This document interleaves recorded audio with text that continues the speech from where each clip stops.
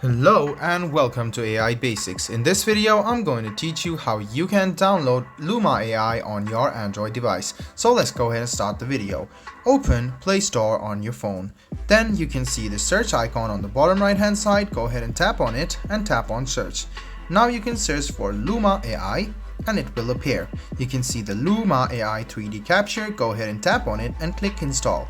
If you want to know about Luma AI, just go ahead and click on about this app. So talking about this app, it is a new way to create incredible lifelike 3D with AI using just your phone. Easily capture memories, products, landscapes and people wherever you are or wherever you go. Share these spectacular interactive scenes with anyone and anywhere on the web. No depth sensor or fancy capture equipment necessary at all, and you need to create it with your own phone. So you can capture 3D scenes with intricate details, reflections and lighting to share with everyone. So you can now do this with your phone itself.